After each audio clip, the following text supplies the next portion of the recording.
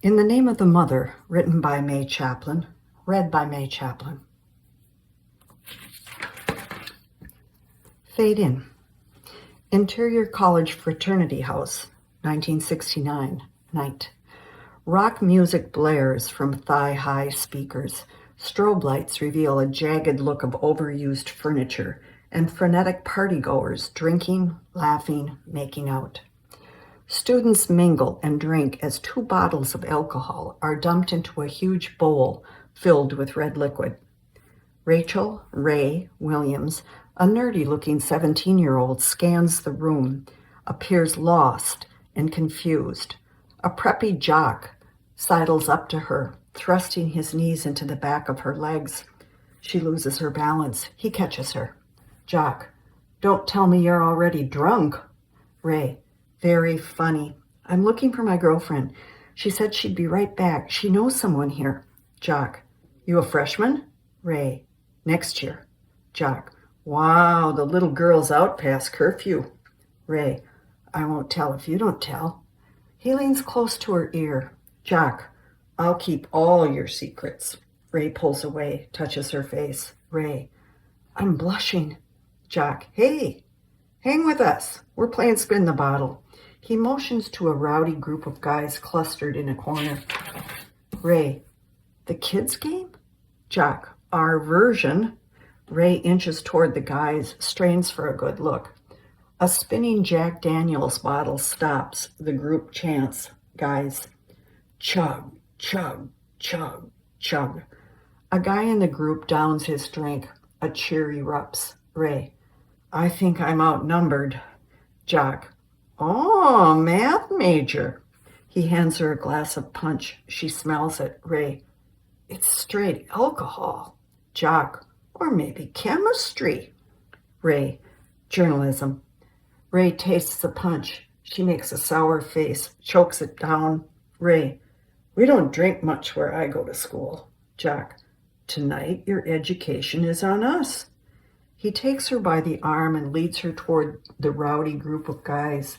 They whistle and hoot the approaching couple. Jock, listen up, heathens. This here is, turns to her, Ray, Rachel. Jock, dear sweet Rachel, and she is in need of some one-on-one tutoring in the fine art of intoxication.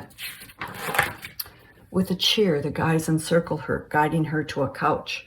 The Jack bottle spins. Exterior, New York hotel night. A dazzling skyline view. Title, 45 years later. Taxicabs line a snowy curb. People in formal dress stream into the entrance. A marquee reads, International Women in Journalism Awards. Interior hotel ballroom night. Beautiful people in beautiful clothes, bathed in candlelight, cluster around tables that dot the room. TV cameras maneuver around and through the room. On stage, famous female TV reporter addresses the audience. Reporter, my first assignment on network television was to interview Ray Williams. She was nominated for a Pulitzer Prize for the 3rd time. I was nervous.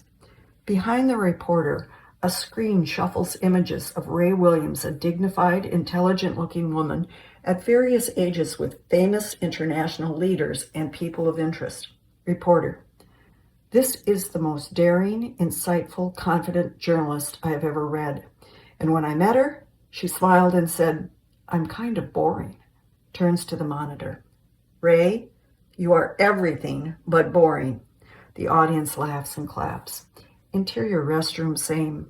Ray, Rachel Williams, 63, lipstick in hand, stares at her reflection in the mirror. She is elegant in her black high-neck dress. Reporter on speaker. You have been one of the most highly regarded journalists for the past 35 years. You pioneered this field for women and have led many of us seated in this room into that arena previously designated for men only. Ray's eyes are serious, a little sad. Exterior, LaRue House evening. Snow piles high around a humble rambler with an attached garage on a quiet street. The walk is shoveled to the door. Title, Bemidji, Minnesota. Interior, LaRue Garage evening. Catherine LaRue, 44, in pajamas and robe, sits in a darkened parked car. Her gaze is distant. She holds a cell phone, fingering the keypad. With sudden clarity, she presses buttons. Catherine on phone. Deb, it's Catherine LaRue. I've decided to make contact. Let's start with Adele Williams in New York. Pause. The kids don't know, just John.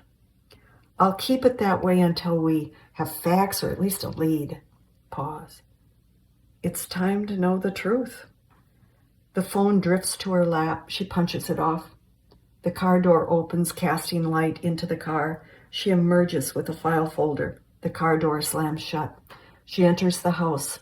The lights from the car slowly dim to darkness. Exterior, Catholic Charities, St. Paul, Minnesota evening. Street lights brighten a busy street in front of a Victorian house. A sign reads, Catholic Charities Adoption Agency. Interior, Catholic Charities, same. Seated at her orderly desk, Deborah McDaniel, early 40s, crunches the phone to her ear as she studies her computer. Answering machine, woman's voice. You have reached the Williams residence. We are unable to answer your call. Please leave a message. Deb. This is Deborah McDaniel from St. Paul, Minnesota. I'm looking for an Adele Williams that was born in Park Rapids, Minnesota in 1926. Interior stage, restroom, evening. Ray returns the lipstick to her purse, takes a deep breath. Pounding from the door interrupts her concentration. Opposite side of the door, George Conway, 70, dignified gray, in a tux, coaxes her. George. Ray, they're frantically looking for you. The introduction is ending. Waits. I could pick this one up for you, but I didn't bring a dress. Interior stage, restroom, same. Ray snaps her clutch purse. The door opens. A young woman with a program and pen in hand approaches. Young woman. Ms. Williams, you're needed on stage. Ray nods. But before you go, can I get your autograph? Ray graciously takes the program and scrawls. Young woman. I'm graduating in journalism. You're an inspiration. Ray hands the program back to her. Ray, where do you go to school? Young woman. Columbia. Ray, that's where I went. Young woman, eager smile. I know. Any advice? She glances at the pounding coming from the door. Ray, yes. Learn to lie so you can spot the truth. Young woman taken aback. I'll keep that in mind. Ray starts for the door but turns back. Ray, but if you ever tell anyone that I said that, I'll deny it. The young woman smiles. Ray gives a quick nod, then bolts out the door toward the stage. George races to catch up. George, you don't need an escort. You need a babysitter. Interior hotel ballroom, same. Still addressing the audience with a crystal award in hand, the reporter glows with excitement. Reporter, and now I present to you the 2015 winner of the Lifetime Achievement Award for Women in Journalism, Ray Williams. The audience claps. Off stage, Ray hands George her purse, walks to the podium. The reporter gives Ray the award and steps aside. Ray takes her place center stage. The audience quiets. Ray, you're making me feel very old, but it's worth it. Thank you. The audience snickers. Ray, when I was 4 years old, I mastered the alphabet. My father sat me down and said, you now have all the tools you need in life. I'll be watching what you do with them. And he did. Looks towards heaven. And he is tonight. This award belongs to my parents as much as it belongs to me. I lived an idyllic childhood, and I appreciate them more than words can say. Beat. All right, Mom, you can go to bed now. Audience laughs. Receiving this award gives me the opportunity to acknowledge. Interior penthouse suite, same. In a vast, expensively decorated Rockefeller Center apartment, Adele Williams, 89, relaxes, breathing oxygen from a portable tank while watching her daughter on TV. Pauline, her live-in health aide, sits near her, a game of cards between them. Adele, she should have worn the strapless. She has wonderful shoulders. Pauline, she looks beautiful. Adele nods, yawns. Pauline, is it bedtime? Adele, after the awards, and I win this hand. On a desk, the answering machine blinks. Interior hotel ballroom, same. Ray, still at the podium, addresses the audience. Ray, I have interviewed some of the most powerful and intelligent people that have ever lived. I owe this amazing gift and longevity to our field of my longtime friend and editor, George Conway. The audience claps. Ray glances off stage at George. He gives her a skeptical look. Ray, our relationship has survived many middle-of-the-night phone calls and tight deadlines because he is a wise man and always gets out of my way. Audience laughs. George, thank you. I truly would not have received this honor without your guidance. Interior LaRue house bedroom night. In a large bed, John LaRue, broad-shouldered, Native American, mid-40s, reads a book. Catherine, snuggled next to him, watches TV news. She glances at a clock. John, she still has 5 minutes. Catherine, I'm not worried. He shuts his book. She sits up. John, cup of tea? She shakes her head. He searches for his slippers. They hear the front door open. They freeze. Listen. It shuts and locks. They quickly get back in their original positions. Footsteps come down the hall to their closed door. A knock. Catherine. Glory? Glory LaRue, 16, wild dark hair, pops her head in. Glory. I'm home. John holds back a smile. Catherine. You have fun? Glory saunters in and leans against the bed. Glory. Yeah, we won the game in sudden death. Everything was great until Jeannie got picked up for open bottle. Catherine stares at her, desperately trying to remain calm. John puts down his book. John, were you in the car? Catherine, did you have an asthma attack? Glory, you should see the look on your faces. I got you so good. John gets back to his book. Catherine sighs relief. 8-year-old William appears next to Glory. William, is Glory in trouble?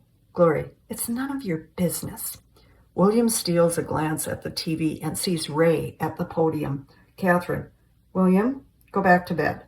William eyes on the TV, backs toward the door. William, don't ground her. She promised to take me to the mall. Glory, I said maybe. Catherine, good night, Glory. Glory heads for the door. Glory, I got an hour of homework. The book falls from John's hands. John, that was to be done before you left. Glory, extra credit. John, good night, Glory. Glory shuts the door. Catherine, do you think she's lying? John, yes, and she's getting good at it. He reaches for the TV remote. The clip of the reporter handing the award to Ray Williams flashes, then it's back to the anchor. He clicks it off. He puts his book away and turns out the light. He nestles under the covers. She's still focused on the door. He tugs on her nightgown. Catherine, I told Deb to call the Williams woman in New York. He pulls her close. Catherine, it could be a dead end, John, but then we'll know. Interior limousine night. Ray and George relax as they drive through Manhattan. George eyes the award nestled on the seat between them. Ray numbly stares out the window at passing lights. George, it was a wonderful tribute. She nods. Ray, to a casual observer, it could pass for a gaudy retirement party. He picks up the award. George, there is no doubt by this casual observer that the attempt was to honor you. She turns to him. Ray, then that makes this the perfect time. Go out on a high. George, you're serious? She nods, turns back to the window. Ray, Mom's doing the big wind down. I need to be with her. Not typing a story in a war-torn hotel in a race to a non-existent finish line. I don't need that regret. George, regrets make good stories. Ray, when they are other people's. George, I agree. Her eyes leave the window, find his smile. Ray, that was too quick. George, you make a valid point. You spent too much time away from Adele in war zones covering disasters. You need a little fun, lighthearted fluff, a little romance. Ray, I'm being handled. I hate that. George chuckles. With this last census, an oldest living person has mysteriously appeared, a nun in Minnesota, where your grandmother lived. It would take 2, maybe 3 days. Adele will barely remember you were gone. Ray, romance? And your suggestion is a nun? George, it was the first assignment I could think of. Ray, no. George, okay, but romance with a nun would be a good story. He places the award in her lap. Interior penthouse suite night. Ray enters, locks the door behind her. The low lights of the apartment show off a beautiful view of New York City. She places the award on a table and makes her way to a vast window and looks out. Pauline, in pajamas, hands her a steaming mug. Pauline, get ready for the strapless dress comment. Ray, she doesn't realize I need surgery to hold that up. Pauline, she's awake. Interior penthouse bedroom continuous. Ray peers into the expansive, ornate room. In bed, a heavy-lidded Adele turns toward the door. Adele, Rachel? Ray slips onto the bed next to her. She tucks the covers close to her chin. Ray, big night. Adele, I'm so proud, but you should have worn the strapless. You have wonderful shoulders. Ray nods, hides a smile. Ray, I'm home. You can go to sleep. Adele's eyes drift shut. Ray edges toward the door. Adele, thought of Grandma Till tonight. Ray, Grandma Till? Adele, a message from a woman in Minnesota. Ray, Minnesota. Adele, yes, call her. Ray, what did she want? Adele drifts to sleep. The question hangs in the air. Exterior, Mount Mary Convent, night. A stone edifice perched on a hill is barely visible through blowing snow. A snowblower growls. Interior convent hallway, same. Mother Margaret, 63, hair pulled back, wearing a nightgown and robe, scurries down a hallway to a closed door. She composes herself before entering. Interior convent bedroom continuous. The room is dark. Sister Louise, a very elderly nun in nightclothes, stands at the window. The moon lights her. Sister Louise, Margaret? Mother Margaret places her hands on Sister Louise's shoulders. Mother Margaret, Lou, what's wrong? Sister Louise, the snow has stopped. He's plowing. I can take my walk with God. With a cane in one hand, Sister Louise grabs Margaret's arm. Sister Louise's eyes are vacant. She is blind. Mother Margaret, we'll see about the walk. Now it's sleep. She ushers the elderly nun into the bed, a baby monitor on the nightstand. Sister Louise, did we have a visitor today? Mother Margaret, not that I know. Sister Louise, maybe it was a dream. Sister Louise relaxes into her pillow. Margaret pulls the covers around her.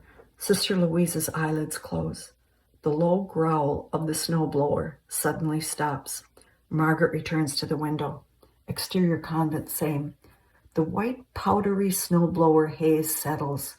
A ruggedly confident Nick Ramsey, lanky, late 50s, in winter garb appears, almost magically. A tap on the window draws his attention. Margaret gives him a thumbs up. He waves back. She pulls the shade. He stands gloriously in the center of a plowed labyrinth. Interior penthouse, Ray's bedroom night. The room is modern. The bed is large. The lights low. Ray types a phone number into Google search. Catholic Charities Adoption Agency. St. Paul, Minnesota pops up. She clicks on the website. A picture of a child dominates the page. She closes her laptop. She reaches for a journal. The dark, glittering city lights fill the room as she writes. Interior coffee shop day. Carrying coffee and bagels, Ray weaves through the jam of people, finding George at a table reading the paper. She gives him coffee. Ray, Your usual. I'm buying. He keeps reading. George, not a good sign. Ray, tell me about the nun in Minnesota. She sits down and dives into the food. He lowers his paper. George, you changed your mind. Ray, the nun. George. George, suddenly she's in the running for the oldest person in the country. No one knows how she's gone undetected until now. Ray, where? George, northwest corner, a convent called Mount Mary. Her name is Sister Louise. Ray sits back, oddly unsure. Ray, she's blind. George, you know her? I don't like coincidences. Ray, there's no such thing. Set it up. I need to be in St. Paul tomorrow, and then I'll head north. George, lightly. I thought you were retiring. Ray, serious. Could depend on how this turns out. Interior Catholic Charities morning. Deb enters her office swaddled in winter garb, coffee and a newspaper in hand. She hits the blinking phone message light. Machine. Ray, I'm returning a call from Deborah McDaniel for Adele Williams. I'm Ray Williams, her power of attorney. I will contact you soon. Thank you. Deb stares at the machine. She dumps her purse and the USA Today paper on the desk. The paper splays open and reveals a picture of Ray Williams at the Journalism Awards ceremony. She lifts the paper and stares at the picture. Deb. Ray Williams. She reaches for the phone. Interior, LaRue House, closet, morning. With the door closed, Catherine hides in an array of coats, boots clutter around her feet, cell phone to her ear. The closet door creaks open. Glory and William appear. Catherine on phone. I have to go, Deb. We'll talk later. William. Mom? Why are you hiding? Glory. Are you having an affair? William yelling. Dad! Mom's having an affair! Catherine is beyond words. She clicks the phone off. John appears in the doorway. John, perplexed. Kath? What are we doing? William. Is Mom in trouble? Catherine stumbles out of the closet. Catherine to William. I am not in trouble. To Glory. I am not having an affair. John. Good. That's settled. Now let's all go to school and have a good day. The four of them shuffle down the hallway to the back door. Glory. Mom, you're weird. Exterior convent day.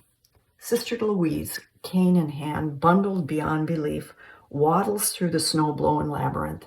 She turns her face to the sun and inhales the cold air.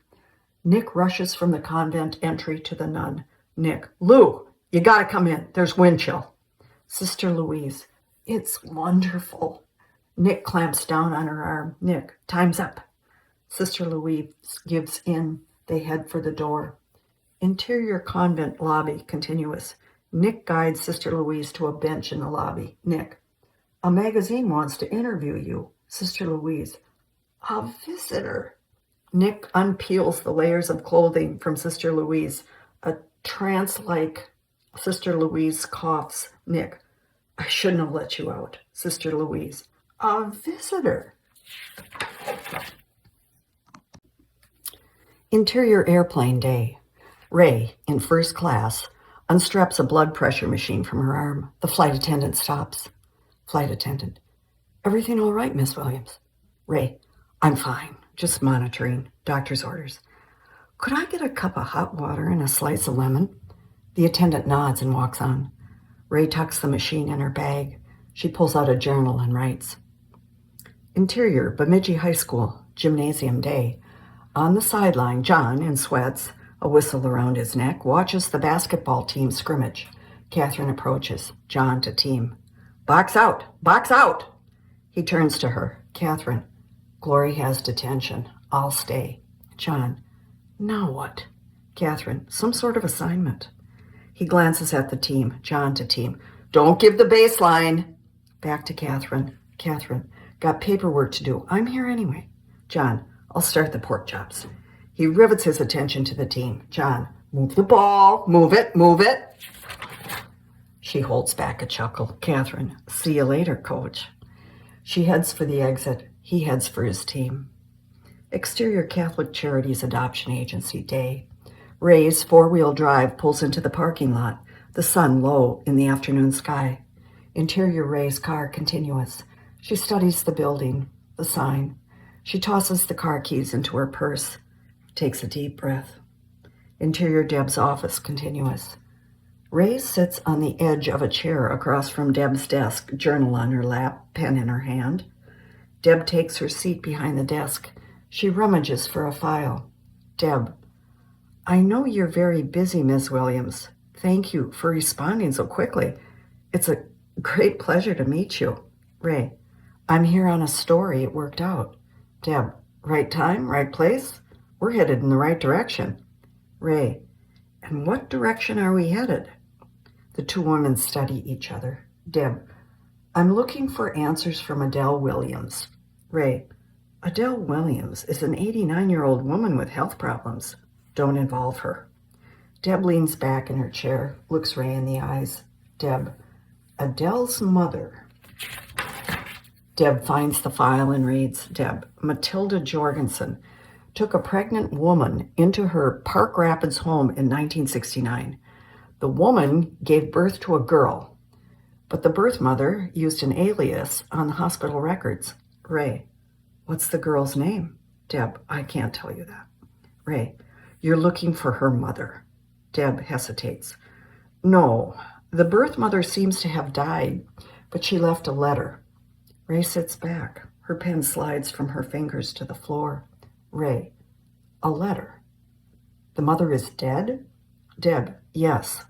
The daughter is looking for any relatives, mainly for medical information. This is where Adele comes in. Ray: Adele has lived in New York for over 70 years. She can't help you. Deb: But she must have kept in contact with Matilda in Park Rapids. Adele might remember something, a conversation. Ray: What is the birth mother's alias? Deb: That's confidential.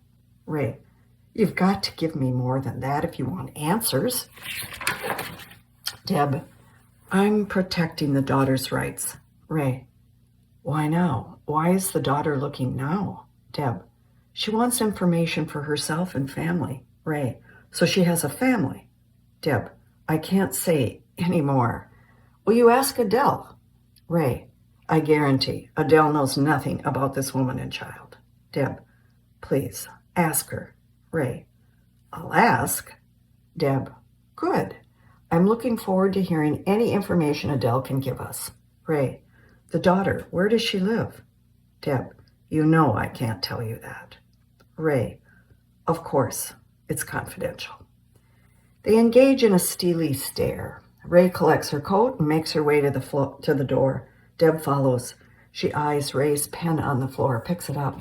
Deb: Are you Matilda Jorgensen's granddaughter? Ray, cautious: Yes, Adele is my mother. Deb: How can I contact you? Ray: I'll call you. Ray turns to go. Deb calls to her back. Deb: You dropped your pen. Ray stops cold, reaches for it. Deb hands it over. Interior Ray's car continuous. Dazed, Ray stares straight ahead. She fingers the car keys, instead pulls the pen from her pocket and writes furiously. Interior Deb's office, same. Deb watches Ray's car from the window. Interior Bemidji High School hallway, day. Through the lens of a camcorder, students pass, mug, trudge, ignore. The nameplate, Catherine LaRue, guidance counselor, on a door comes into view. A knock. An unassuming Catherine opens the door. Glory, off screen. Catherine LaRue is my mother. It's grotesque having your mother work at your high school. Catherine cracks a smile. Catherine: Just 2 more years. The camcorder drops toward the floor. Glory: That's forever. Interior Catherine's office continuous. Catherine returns to her desk. Glory follows, filming. Catherine: Does the media department know you have the camera? Zoom in on Catherine. Glory, off screen. My detention assignment. I'm making a video of my family. I can't wait to get William, that little creep. Everyone will see how weird my family is. Catherine: We're very normal. Catherine's phone rings. A clumsy zoom in on phone. Catherine answers the phone, listens. Catherine on phone. Hold on, Deb. Catherine motions Glory out of the room. The camera view distorts. Glory, you were talking to her in the closet. Catherine, this is a private conversation. Glory lifts her camcorder, filming Catherine as she leaves. Glory off screen. I'm going to remember that line.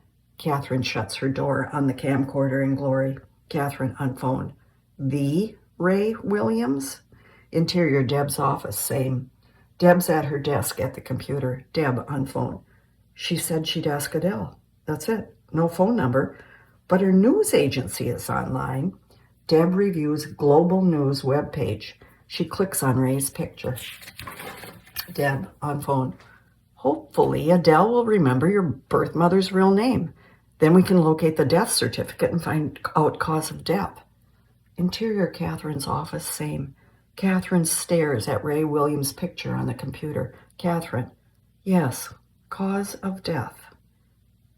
Exterior convent, evening. The convent glistens in the darkness. A station wagon turns off the road, driving up the long driveway. A white paramedic van pulls away from the main entrance. Interior station wagon, same. Driving alone, Mother Margaret slows, straining to see the van. The vehicle passes her. Interior convent, evening. Nick Ramsey sorts through a toolbox at the front desk. Mother Margaret, in comfortable, non-traditional clothes, walks briskly from the hallway toward him. Mother Margaret, who was in the ambulance? Nick, false alarm. Lou had a coughing fit. Mother Margaret, I get one step closer to the grave every time that happens. She settles behind the desk, sorting through notes. Nick, got the hot water heater going? Mother Margaret, God bless you. Nick, you need a new one. It's the igniter. And there is the rust. Mother Margaret, I'll put it on the list. Nick, the top of the list. B. Got a call. Some guy is coming tomorrow to interview Lou. Name's by the phone. Mother Margaret, why Lou? Nick, said she made the oldest person list. Mother Margaret, I must have filled out the census form wrong. She can't be that old. Margaret studies the message. Mother Margaret, Ray Williams is a woman. Nick, sounds like a ball player or a boxer, not a woman. Mother Margaret, she's coming back. Nick, and she's a nun? Mother Margaret chuckles. We were roommates our senior year. Nick, hit her up for a new water heater. I'm serious. Nick picks up his tools. Nick, dinner time. Mother Margaret, right behind you. She puts the message in her pocket. Interior LaRue dining room night. The family is gathered around the dinner table. The camcorder on a tripod catches every move. William, why do I have to wear a microphone? Glory, I want to catch every pathetic word you utter. William, you're not wearing a microphone. Glory, I'm the filmmaker. It's my vision. William, then point the camera in the mirror. Glory ignores him. Glory, everyone, just be natural. They eat in self-conscious silence. John, the pork chops are delicious. Catherine, yes, thanks for making dinner. John, William made the salad. William, why do we have cloth napkins? We don't have company.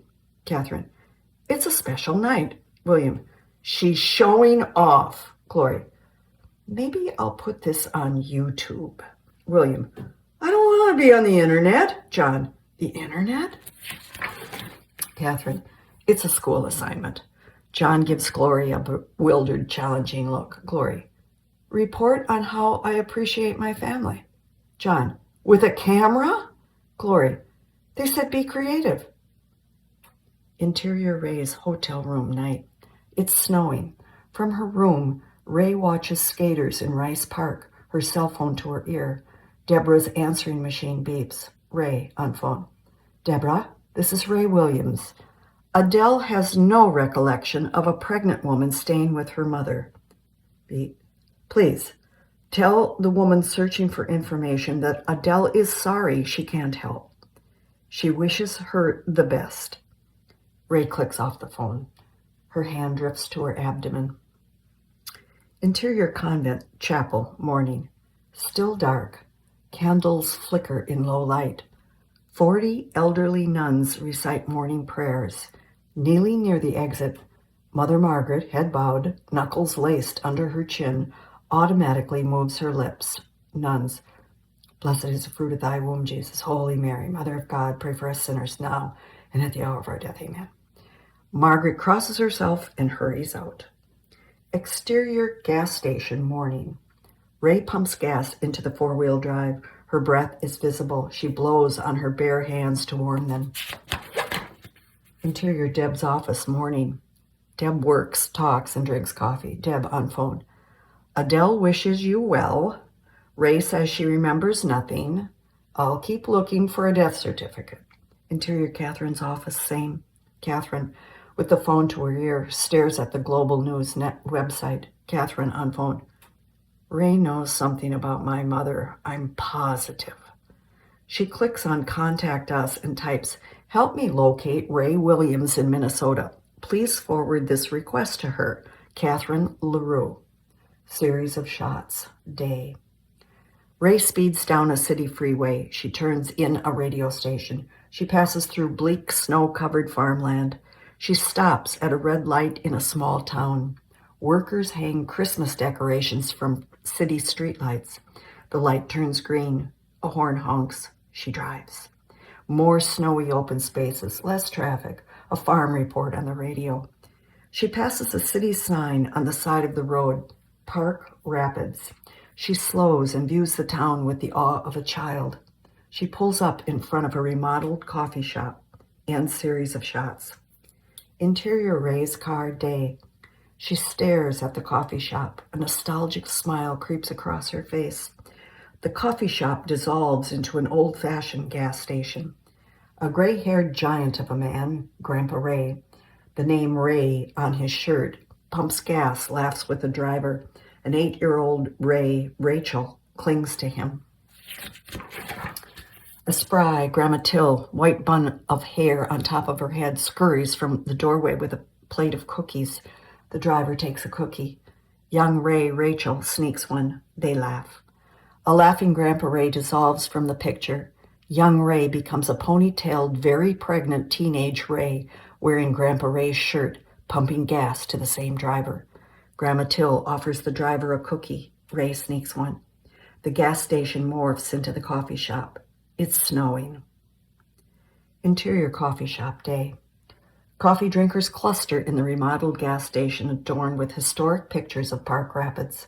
Ray scans the room, the walls. She spots a picture of the gas station with Grandpa Ray and Grandma Till. She magnetically is drawn to it. The title reads Jorgensen, Texaco, 1953. She touches their faces. Exterior convent. Day. Snow falls in thick clumps. Mother Margaret guides a reluctant Sister Louise from the labyrinth toward the door. Nick, driving a pickup with the window down, toots the horn. Nick, head out the window. Going to town. You need anything? Mother Margaret waves him off, then changes her mind. Mother Margaret calling, wait, a lemon. Get a lemon. The window rolls up. The pickup disappears. Interior Ray's car. Day. Thick gray clouds darken the setting sun. A sign, Crooked River, population, 10,500, flashes by on the side of the road. Buildings dot the highway to Main Street. Ray gawks eagerly. She pulls into a gas station. A snowplow passes. Her gaze rests on a small cafe on the other side of the street. Interior cafe continuous. The place is rustic and homey. A group of men wearing flannel congregate around a table. A lone waitress works behind a counter filled with homemade candy. Nick Ramsey leans against the counter waiting to order. A lemon bulges from his jacket pocket. Ray stumbles in, stomps snow off her shoes. She looks around with warm recognition. She joins Nick at the counter. She peers behind the counter. They wait. She cranes her neck out the window to check her car. They wait. Ray to Nick. Service is kind of slow. Nick nods in the direction of the waitress. Nick, she's making coffee. Ray, embarrassed. Oh, in a hurry, an appointment. He looks her up and down. Nick, you're on your own there. The waitress saunters up. Ray, almond milk latte to go. Waitress, he was here first. Ray, oh, yeah, okay, no problem. Nick flips down $1. Nick, just need a cup. She hands him a cup. He strolls over to the coffee pot. Waitress to Ray, I got skim milk. Nick chuckles as he pours his coffee. Ray, that's fine. Waitress, no latte, just coffee. Ray, then that's what we'll do. The waitress fixes Ray's coffee. Ray scans the candy. Nick joins the men at the table. Ray, you still make maple nut fudge? The waitress brightens. Waitress, my grandma's recipe. Ray, 2 pieces. With fudge and coffee in hand, Ray makes her way to the door. As she passes the men, she stops behind Nick. Ray to Nick, I was rude. He jerks with surprise. Coffee spills on his hand and jeans. Nick, ah! She steps back to avoid the hot splash. Ray, I'm so sorry. I didn't mean to startle you. I wanted to apologize for... I should buy you coffee. Nick, I got coffee. Ray, awkward. Yeah, well, sorry about your... She points to the coffee on his jeans. Nick, it's okay, lady. She hustles out. The men go to the window and watch her get in her car. They look at Nick. He shrugs. Exterior cafe continuous. Coffee in hand, Nick climbs in his pickup. Ray pulls out of the gas station, venturing back on the dark, snowy road. Interior pickup continuous. Nick pulls back onto the road right behind her. She turns down a side road. He follows her. Interior Ray's car, same. She sees his headlights in her rearview mirror. She passes a sign, Mount Mary Convent, and takes the turn down a long driveway. She checks her rearview mirror. 2 blinding headlights. She pulls into a parking spot in front of the convent. Exterior, Mount Mary Convent, continuous. Ray sits in her parked car. Nick pulls up next to her. Interior pickup, same. Ray storms to the pickup. She taps on the window with a challenging stance. He opens the door. Ray, you followed me. Nick, well, yeah, I did. Exterior pickup, same. He gets out of the truck with an armload of bags. Nick, you were going the same way I was going. Ray, the convent? Nick, we're one big happy family. He hands her a bag to carry. Nick, there's 6 more of those in the back of the truck. Ray, you're the Chaplin? Nick, not even close. But you've got to be Ray Williams. He reaches in his pocket and deposits a lemon in her hand. Nick, I think this is for you. The lemon sits like a lump of gold in her hand. Mother Margaret bursts from the door. She lets out a girlish holler and she races past a bewildered Nick. Ray strains to make sense of the mad woman rushing to her. Margaret grabs Ray in a bear hug embrace. Mother Margaret, I knew you'd come back. Ray pulls back with a wide-eyed stare. Ray, Muggs? Mother Margaret, yep, only now it's Mother Muggs. Ray, you're Mother Superior. Mother Margaret, by default, I'm the youngest. Ray clutches the lemon to her heart. Ray, you remembered. Margaret hooks her arm around Ray. Mother Margaret, come on, Lou's waiting for her visitor. Interior LaRue House dining room evening. Glory focuses the camera on William seated at the table, a pile of pennies in front of him, a deck of cards in his hands. William, you never play cards with me. Glory, that's because you cheat. And I'm going to prove it. She zooms in on his hands. William, I don't cheat. I'm a better card player. Glory gives a defiant smile and sits across from him. Glory, deal. William, jacks are better trips to win. Kitchen. John unloads the dishwasher. Catherine puts the leftovers away. The kids' voices rise and fall. Catherine, I'm nervous about this film project. She's really into it. Like the time she stripped her wallpaper and painted her room black. John, she's not skipping school. That's a step in the right direction.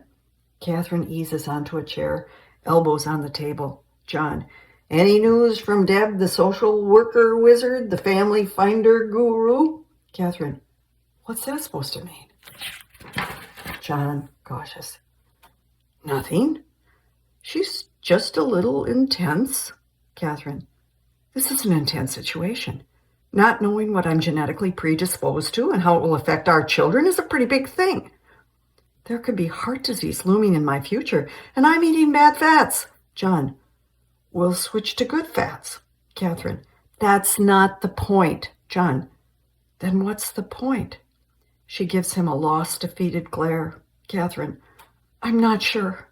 John, maybe I'm being insensitive, but... Catherine, no. Well, yes, a little. John, it's just that we were doing fine before this adoption bomb was dropped, and now it's the center of our universe. Catherine, you mean my universe. He sits down next to her. John, if anything can cause health problems, it's stress. Ease up. If there's something that will help, you'll know what it is and do it. Catherine, that's exactly what I did by doing the search. John, good. Now ease up. Catherine, faceless people are my only living relatives. I don't know who they are, and they don't know who I am. Tears. Maybe they don't want to know. He hands her a tissue. John, you better dry those tears or they'll be caught on camera. Glory bounds through the door, heads for the refrigerator. Glory, he pulled a king from the bottom. I've got it all. Interior convent library evening. In a high-ceiling room filled with books, on an old wood library table, Ray studies a mound of paperwork, a cup of hot water with lemon close at hand. Mother Margaret appears with a file folder of paperwork. Mother Margaret, what are we looking for? Ray, her date of birth. Mother Margaret, the only date I have is when she came to the convent. Sister Louise, perched like royalty holding cord, sits in a high-backed chair oblivious to their dilemma. Mother Margaret, Lou, you entered the order in 1910. Do you remember that? Sister Louise, Mother Celeste would know. Mother Margaret to Ray, Mother Superior, when she established the order in Crooked River in 1920. Ray, Lou, you were with Mother Celeste before they built this convent? Sister Louise, yes, she was my mother. Mother Margaret to Ray, that takes us to the convent in St. Paul. Sister Louise, she taught me to read with my hands. Ray, you didn't know how to read before you entered? Sister Louise, no. Sister Louise smiles at nothing and everything. Sister Louise, it's wonderful to have a visitor. Ray and Margaret gaze at the complacent puzzle before them. Ray, what were the age requirements to enter back then? Mother Margaret, same as now, 18. Ray, that makes her 117 years old. Mother Margaret, that's impossible. Sister Louise's eyes flutter shut. Her head drifts to her chest. Mother Margaret, we keep a log. I'll check archives. Maybe they go back that far. Ray, what we need is a psychic to channel Mother Celeste's spirit. Think the Vatican would approve? Mother Margaret, psychic? That would be a don't ask, don't tell situation. Ray, Mother Muggs, I'm shocked. They giggle. Sister Louise snores. Interior penthouse suite, New York, night. With the glorious Christmas lights of New York before them, George and Adele sit near a window enjoying soup and bread. Adele, how did you know about my oyster stew tradition? George, I have a brilliant memory. Adele gives a cunning smile. Adele, Ray called you? He nods. Adele, George, you're good medicine for an old woman. George, I'm good medicine for any woman. Adele, I've told her that. George, well, it's comforting to know she doesn't listen to you any better than me. Adele chuckles. Adele, she was a model child. Always seemed more grown up than me. George, She needs to just relax and enjoy life. She works too hard. Adele. Exactly. Maybe it's good she went to Minnesota. She loved going there when she was young. She and her Grandma Till were like girlfriends. George. How long ago did Grandma Till die? Adele. It's been over 40 years. Rachel cried on and off for days. Pete.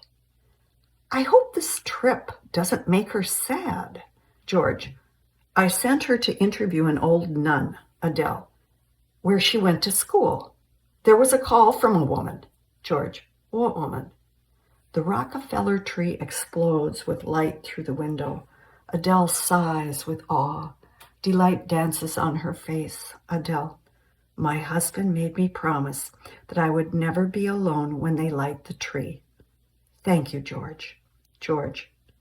My pleasure. She reaches for his hand. Interior convent, Ray's bedroom night. A twin bed occupies most of a small room. Ray sits at a desk typing on her laptop. Out a darkened window glows a lighted barn. Interior John and Catherine's bedroom night. It's dark. In bed, John tries to sleep. Catherine stares at the ceiling. Catherine, I'm checking one more time. She jerks up and grabs her laptop and types. John grudgingly turns on the light. John, this is it.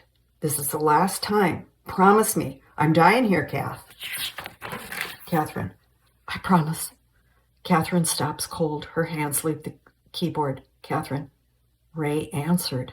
John, what'd she say? Catherine, I didn't open it.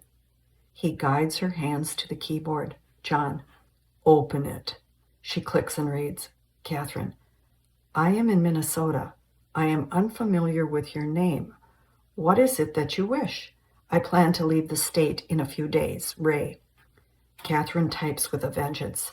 John kisses her shoulder, turns off the light, and nestles into sleep. Interior convent, Ray's bedroom night. Ray's bare arm grabs a bathrobe off a hook in a closet. Bathroom. Water bursts from a shower head. Hallway. In a robe and slippers, Ray, dripping wet, intently knocks on a closed door. A sleepy Mother Margaret answers. Ray, there's no hot water. Mother Margaret, again. I'll call Nick. Ray clutches her robe to her throat. As she shivers, Mother Margaret, let's get you something hot to drink. Kitchen.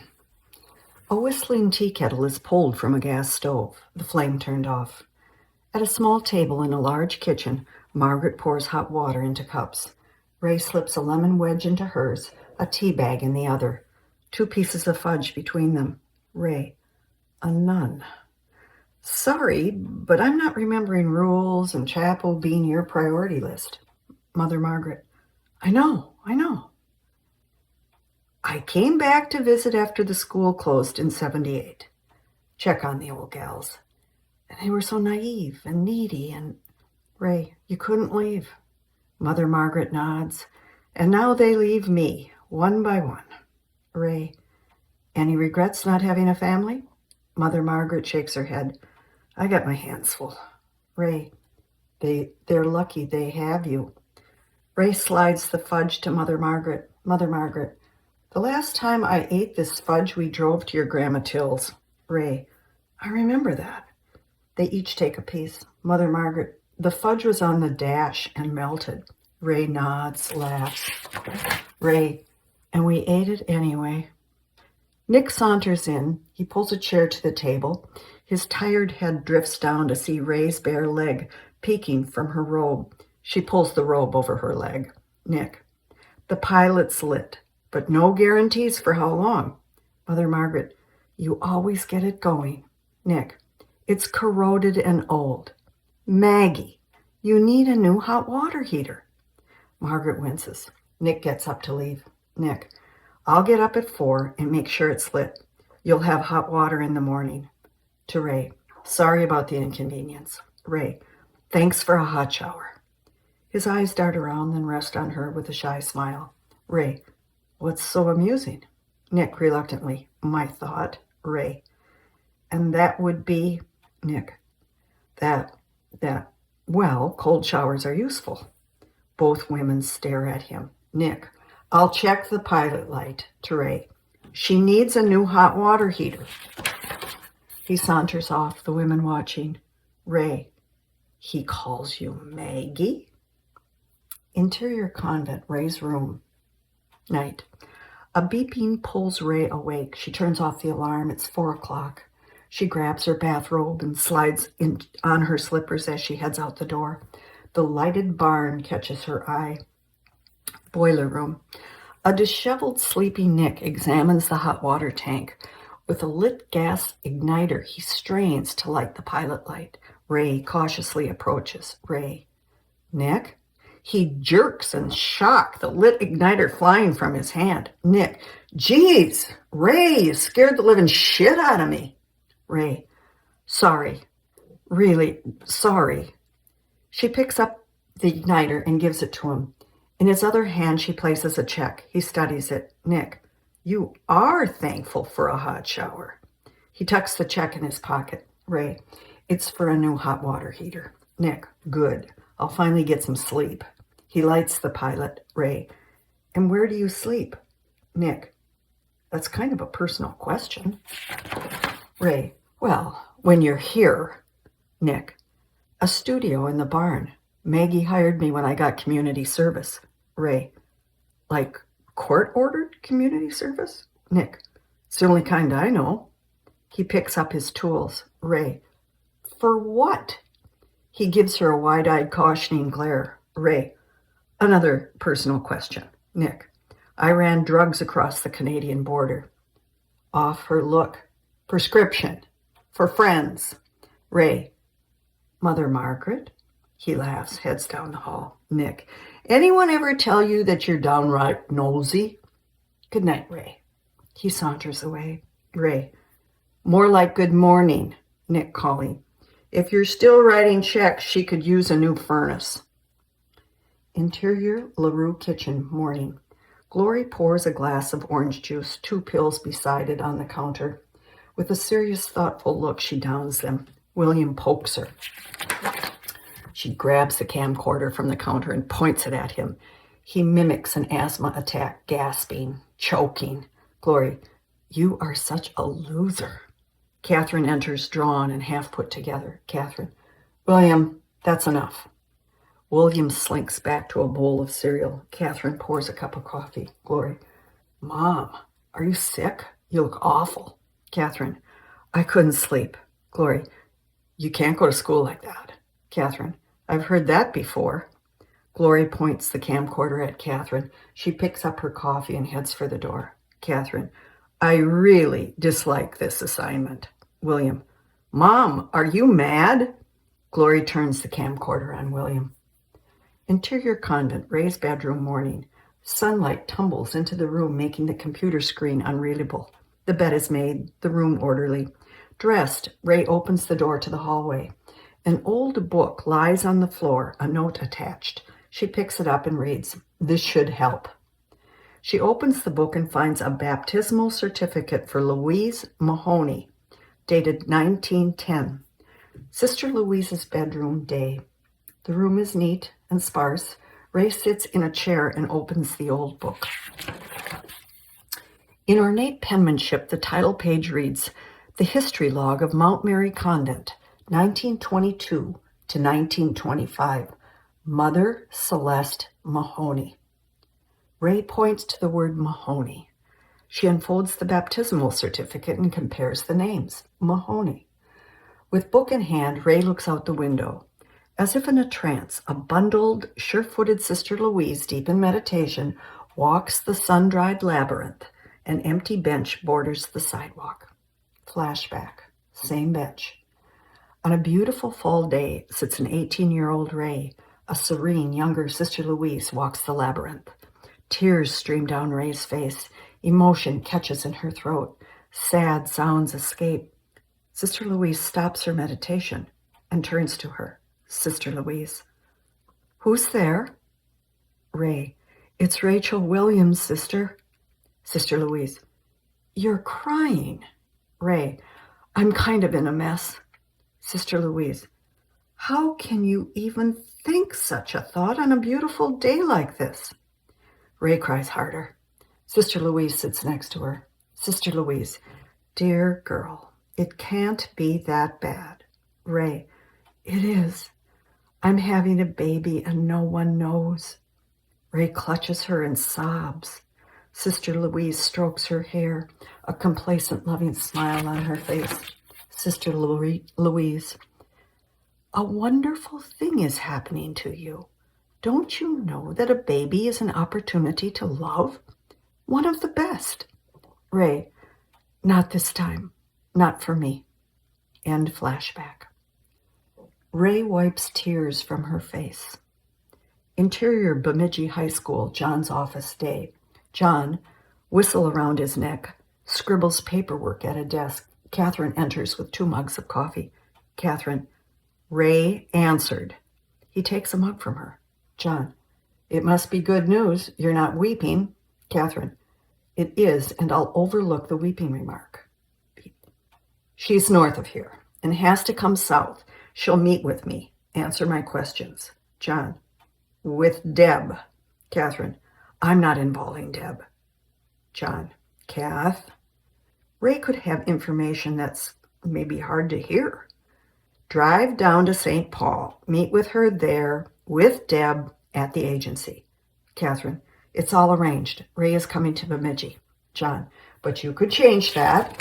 Catherine, I want her to myself. She walks away. Interior convent, sitting room, afternoon. An enclosed cage of birds fills a sunny window. Sister Louise rests in her chair. Ray sits opposite, the convent journal in her lap. Ray, how old were you when you came to the convent in St. Paul?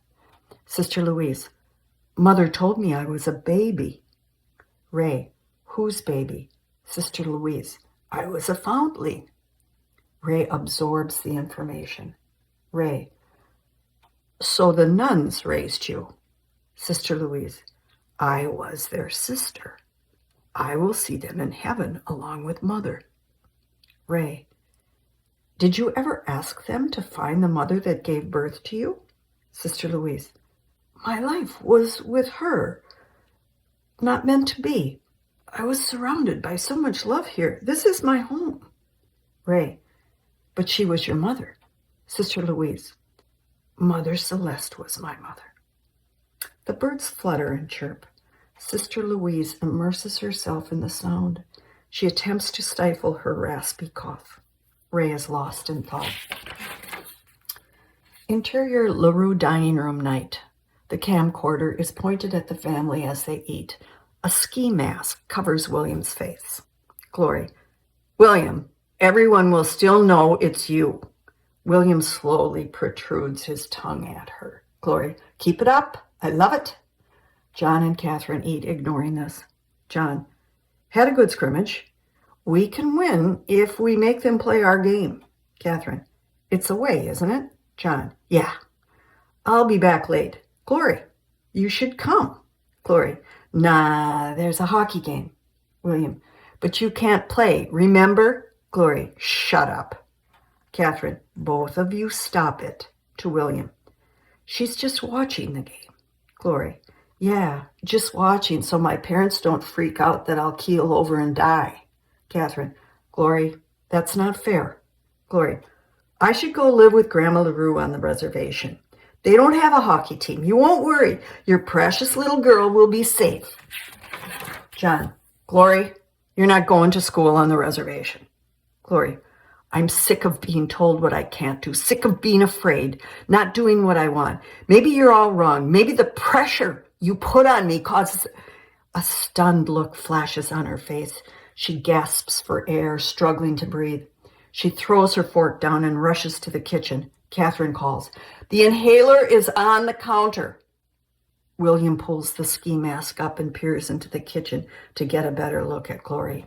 Catherine to John, now what?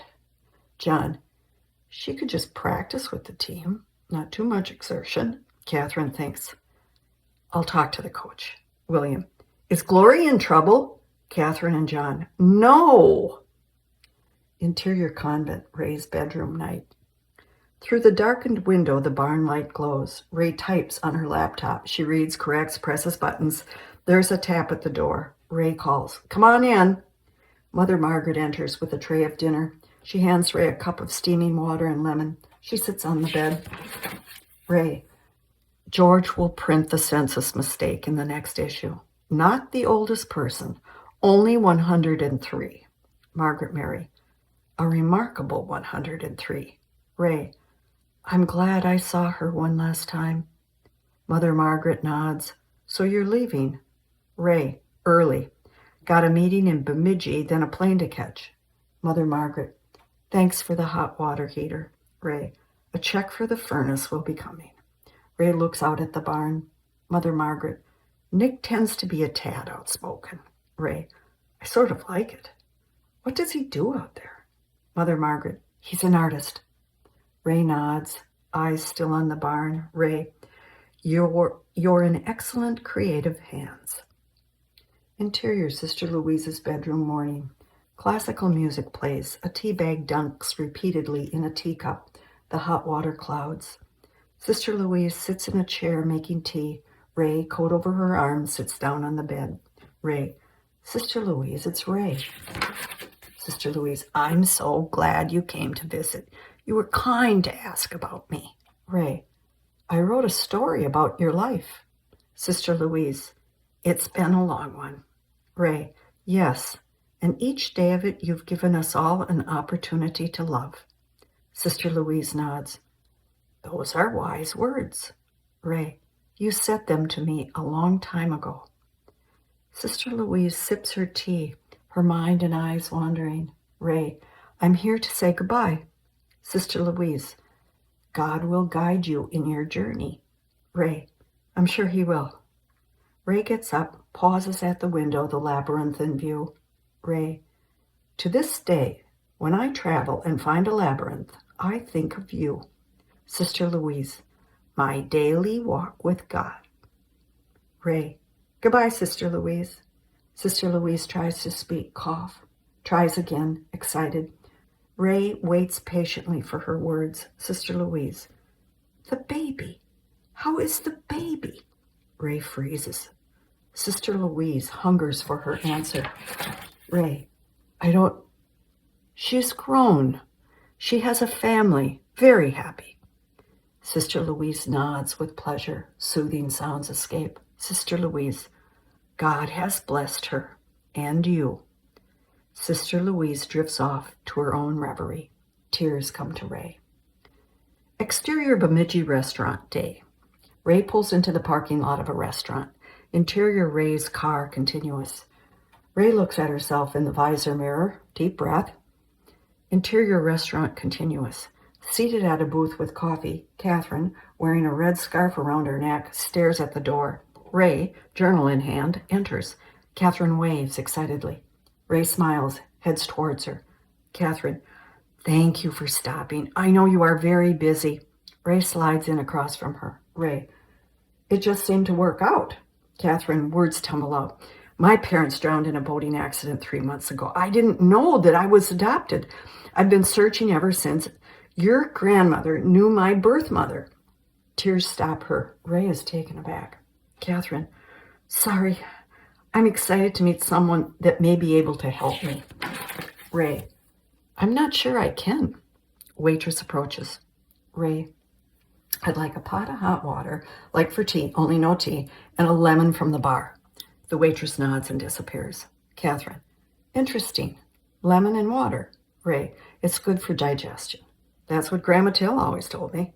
Catherine, she sounds like an intriguing person. Ray, with a little bit of mischief in her. Catherine, my birth mother used Jorgensen as her last name on my birth certificate, so she must have known her. Ray, I'm confused about a letter that Deb says your birth mother left for you. Catherine digs in her purse for the letter. Catherine, I am too. I think my mother was older. I work with high school students. This isn't written by a teenager. Deb insists that she was young. I disagree. Catherine lays the open letter on the table. Ray strains to see the words. Ray, I don't recall Grandma Till mentioning an older pregnant woman. Sorry, but I would love to hear the letter. Catherine touches the letter as if it was holy. Catherine, it's beautiful. My mother loved me very much. Ray, perhaps it's too private. Catherine, no. I'm proud that she thought enough to write it before she died. It has helped me deal with this beyond words. Ray's water and lemon arrive. She squeezes the lemon. Catherine reads the beautiful penmanship. Catherine, voiceover. Dear little child of God, I would take you home in a minute, but I am ill, and my life is slipping away. It has been determined that you will be someone else's to cherish. Ray clutches the cup of water, almost crushing it. Catherine, know that you are blessed with the love of many. I will be watching you from above and guide you to a wealth of understanding as your life unfolds.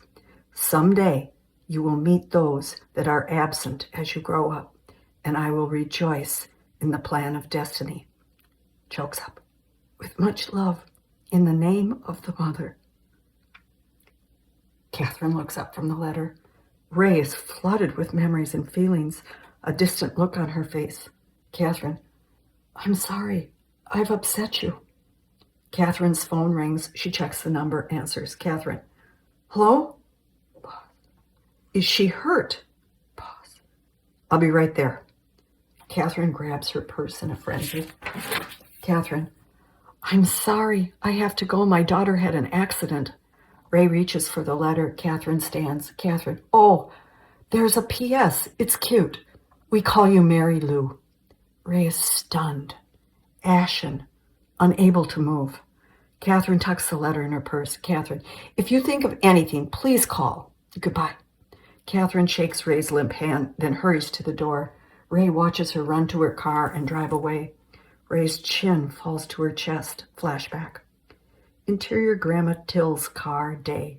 On a beautiful May day, Grandma Till drives an 18-year-old flat-stomached Ray. A suitcase is piled in the back seat.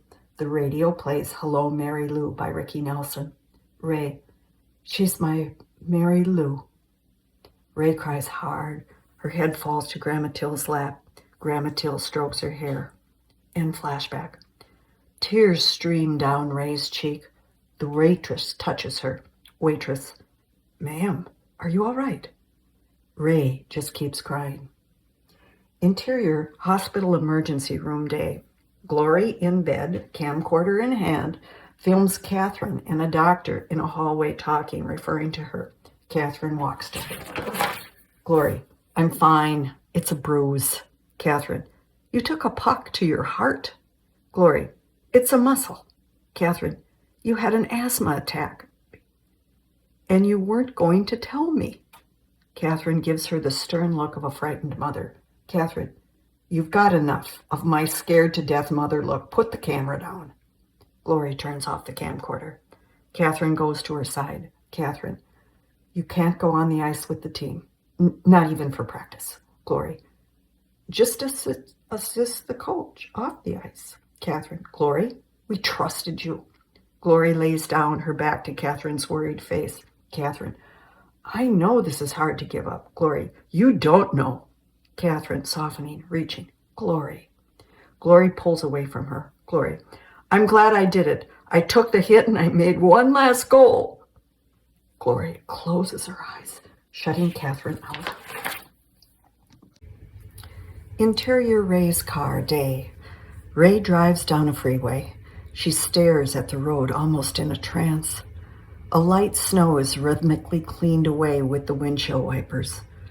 A sign, St. Paul 160 miles, blurs past her. From behind the sign, a deer charges onto the road. It freezes in the path of her car. The deer's eyes lock on her. Ray slams on the brakes. The deer bolts back into the woods. Ray's car spins out of control into the oncoming lane. Horns honk. The car barely misses her. She fights for control, drives the car to the shoulder facing the opposite direction. She gasps for air. Her hands clutch the steering wheel. She looks up to a sign on the side of the road. Crooked River, 65 miles. Exterior convent evening. A full moon glistens off snow on a small pond. A bell tower from the convent looms in the distance. Ray and Margaret walk together. Ray: have you ever made a decision you regretted? Mother Margaret: of course, that's natural. That's human. Ray: I have a second chance. Mother Margaret: then you have a blessing.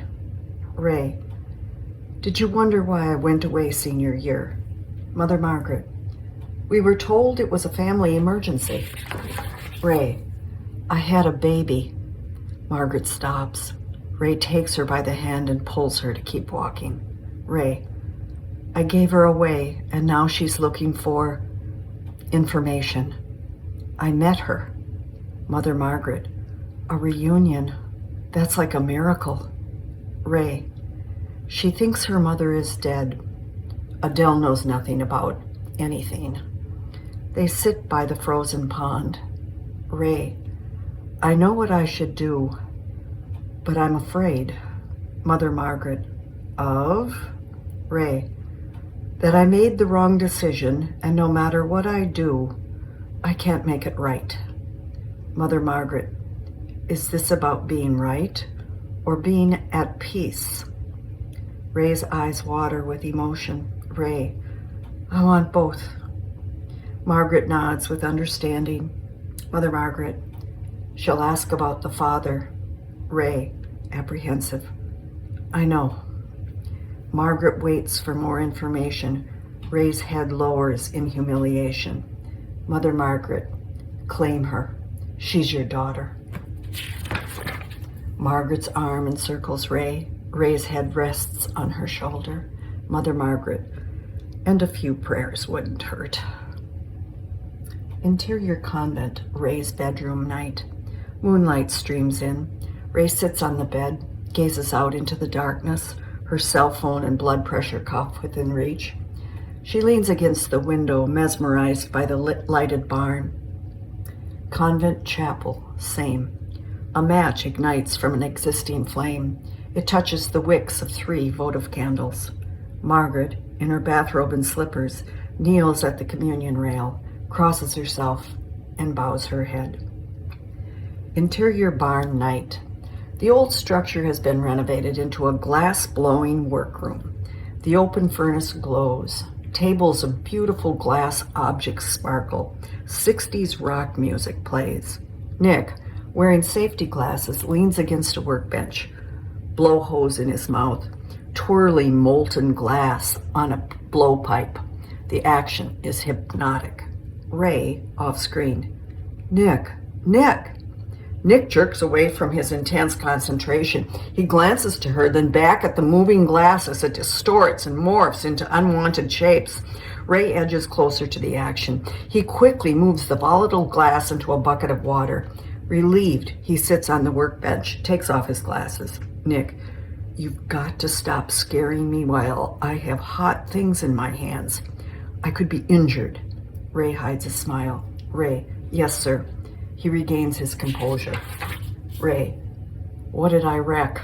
Nick: a bread and butter plate for a swanky restaurant in San Francisco. Ray: sorry. He sizes her up. Nick: I thought you left. She sits next to him. Ray: I came back. I needed time to think. Nick: and thinking is clearer at a convent. I didn't know that. She stalls, chooses her words. Ray: I could reunite with the daughter I gave up for adoption. He's cautious. She's eager for his reaction. Nick: do you want to? Ray: yes. Nick: then do it. Ray: it's complicated. Nick: maybe you're making it complicated. Ray: uncomplicate me. He studies her, leans back. Nick: what's going to make you feel better? Ray: that she accepts me, loves me. Nick: That's the most likely outcome. Ray winces with skepticism. An upbeat song begins to play. Nick's foot taps, his shoulders sway with the rhythm. He takes her hand and pulls her to dance. Ray, I'm not a good dancer. Nick, I am. He twirls her. Her feet barely move. He coaxes her to dance. She can hardly keep up. He pulls her close, guides her. The room swirls. She clings to him, rests her head on his chest. Nick, how could anyone not love you? Her eyes close, holding that thought. Ray, you're telling me that because you know I want to hear it. He stops dancing, looks her in the eye. Nick, I don't do that. She sinks it in slowly. Ray, I believe you. She rests her head on his chest. Ray, I will never forget you. Nick, lightly. I was hoping for more. She smiles. Nick, I want to know how this turns out. Ray, I promise. Interior Catherine's office afternoon. Catherine sifts through a pile of file folders, her back to the open door. She turns. Ray stands at the door. Catherine, Ray, you remembered something. Ray nods. Catherine ushers her in, closes the door. They sit next to each other. Ray, how is your daughter? Catherine, Glory is fine. She got hurt practicing hockey, but she's okay.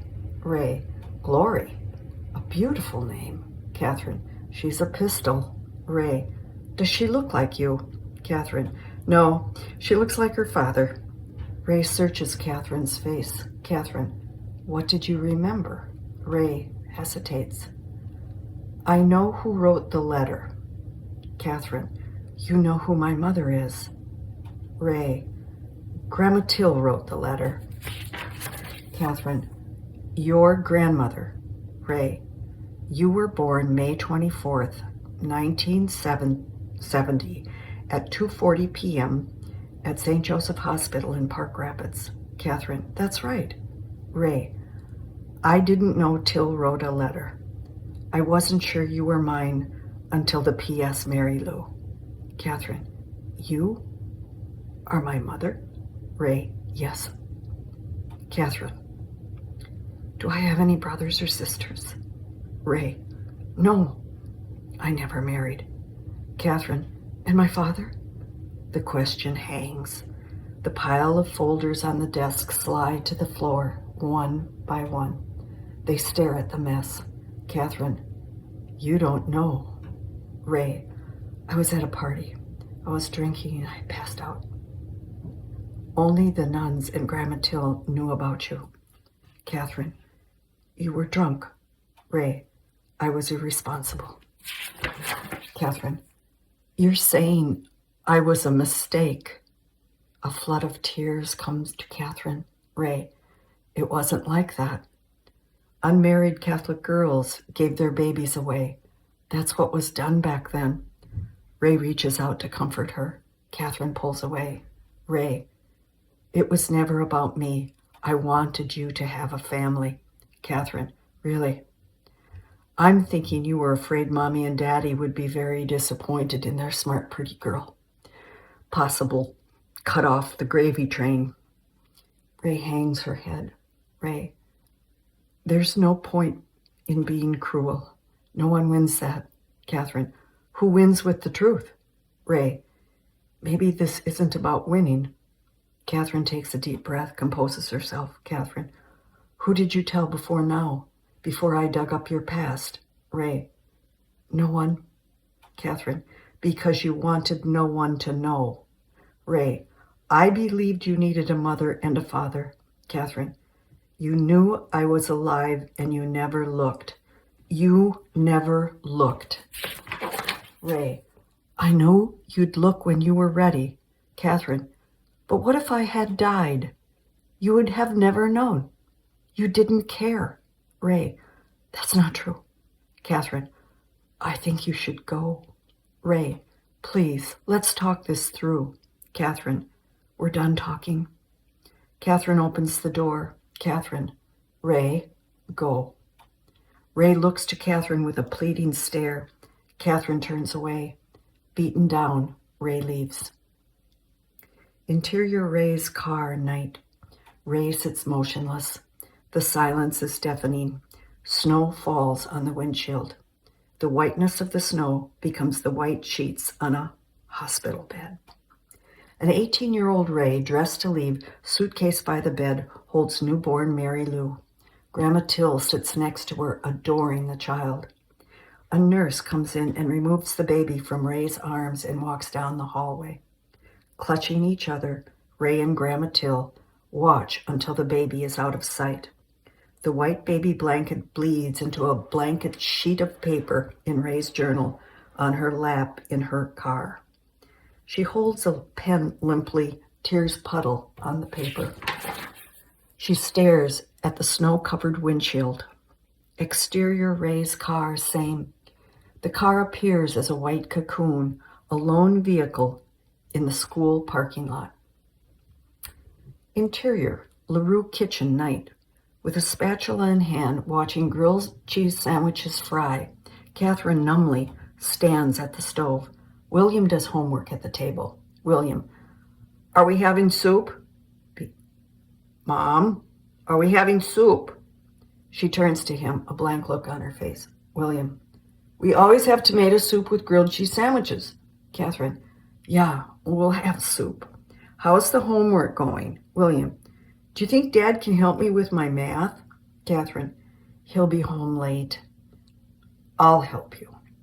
She caresses his shoulders and kisses the top of his head. William, don't worry, we can have Dad check our work. Catherine, still holding him. I bet you $2 we get them all right. He's skeptical. William, 5. She just can't let go of him. The doorbell rings. Exterior LaRue house, continuous. The front door opens. Catherine stares with disbelief. Snow clings to Ray as if she has walked for miles. She looks at Catherine imploringly. Ray, you were breech. Feet first. The cord dropped down.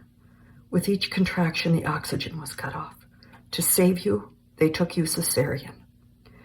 My scar is 4½ inches long, vertical, from my navel to my pelvic bone. Every day I remember that moment, and every day I think of you. You are a miracle. The two women are frozen with emotion. William, off screen. You were on TV. Mom, she was on TV. Both women look at William, wedged between them. William, can she come in? Can she stay for dinner? She was on TV. To Ray, we're having grilled cheese with soup. Catherine, Ray, come in. This is William. Ray, William, I like that name. William takes her arm and pulls her into the house. William to Ray, do you know the Duck Dynasty guys? Ray, thinking, who? The door closes. Exterior, LaRue house, night. A car full of girls pulls up to the curb. Music. Glory emerges with her camcorder. She tumbles out, continuing to film. Glory calls, highlights on YouTube, wave. The car revs and takes off. Hands appear from every window. Glory watches through the lens. With a lightness in her step, she walks into the house. Interior LaRue house, continuous. Glory slides off her boots and coat and makes a beeline to the kitchen, camcorder in hand. She's on a mission. Kitchen. She heads to the refrigerator, past Catherine doing dishes. Glory, hat trick. I was right behind the net, got it all with the camera. She dives into the fridge, examines the contents like a shopper with her camcorder. Catherine stops washing dishes. With milk in hand, camcorder in the other, Glory turns to Ray and William at the table, his math book in front of them. The camera zooms in on Ray. Glory, hi, who are you? Catherine wipes her hands. She hands Glory a box of cereal. Catherine, I'll introduce you. Catherine sets a bowl on the table. William, Mom was breech. Glory, what is he talking about? William, when she was born. Catherine, sit down and I'll explain. Glory hesitantly takes a seat. William, Mom had 2 mothers. Grandma Lang was her second mother, but we only have one mother. Glory, Make him stop. Glory looks at Ray, totally confused. Catherine, this is Ray Williams, my birth mother. I was adopted by Grandma and Grandpa Lang. Ray, it's nice to meet you, Glory. Glory is trance-like. Catherine, Glory? Ray, what was the score? Glory stares back at her, numb to her question. Ray, of the game. Did you win? William holds up his paperwork. William, she's really good at math. Dad doesn't need to check. Glory to Catherine. Why was she a secret? Catherine sits next to Glory, the four of them huddled at the table. Catherine, she wasn't a secret. I was searching. Today we found each other. Glory, did Grandma Lang know about this? Catherine, I believe so. Glory, she should have told us. Catherine cautiously. Maybe she was waiting for the best moment and it never came. Glory, that wasn't right. It's like lying. Not telling us was lying. Glory pushes the bowl away. Glory, I got homework to do. She grabs the camcorder and charges out. William, she'll sneak food later. A look of concern overcomes Catherine. Ray, she's a beautiful girl. Interior LaRue house, William's bedroom night. Catherine tucks William in bed. Catherine, we had an exciting day. William, Glory's mad because she knows everything and she didn't know about Ray. I knew first. Catherine, Glory will be fine. William, I want to tell my class.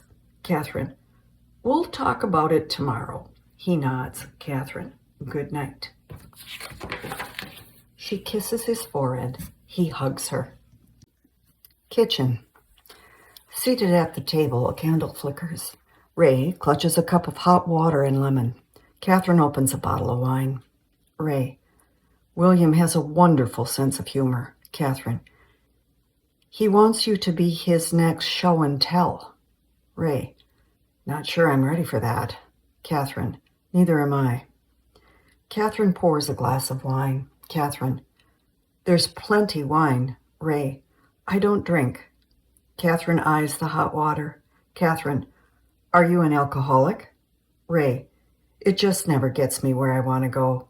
Catherine, weren't you drinking the night you conceived me? Ray sucks air like she's been kicked. Ray, and I thought I could ask the tough questions. Catherine, there's history on John's side. I had to know. Catherine sets the bottle on the table and sits down. Ray, I didn't think it through how this would affect the children. Catherine, we're both guilty. Glory, not sure how that's going to go. Ray, she's like Grandma Till. Catherine, cold, I wouldn't know. Ray, I should go. Catherine, it would have driven me crazy not to know about my child. You put me on the shelf and headed for the bright lights in big city. Ray leans back, studies her. Ray, why did you let me in tonight? Catherine twirls the wine in her glass. Catherine, it would have been easy to lie about my father, and you didn't. Ray, trust me, I thought about it. The outside kitchen door opens. John enters, stomps snow off his boots. John, it was back and forth until the fourth quarter. Good game. He stops cold at the sight of the two women. John, we won. Catherine, this is my birth mother, Ray Williams. He walks to Catherine and kisses her, shakes Ray's hand. John, it's about time you two met. Ray, I agree. Ray looks at the snow on him, then out the window. Ray, I need to find a place for the night. John, it's nasty out there. To Catherine, she should stay here. Ray looks to Catherine, a question in her eye. Catherine, okay, but you're on the couch. Ray, the couch is fine. Catherine blows out the candle. Interior LaRue house, kitchen, night. The room is dark. Glory raids the refrigerator. Living room. A sleeping Ray repositions herself on the couch. Her eyes flutter open. She hears Glory. Kitchen. Glory sits at the table, eats a bowl of cereal. Ray off screen. I'm hungry too. Glory turns as if she was caught stealing. Ray sits down next to her, pours cereal in her hand and eats. Glory, what am I supposed to call you? Ray, Ray is fine. Glory, your mother named you that? Ray, she named me Rachel after her father, Ray. He died a long time ago from a heart attack. Glory, oh, so I don't have to meet him. Ray, no. Glory, you want milk with that? Ray, sure. Glory gets her a bowl and spoon, passes her the milk.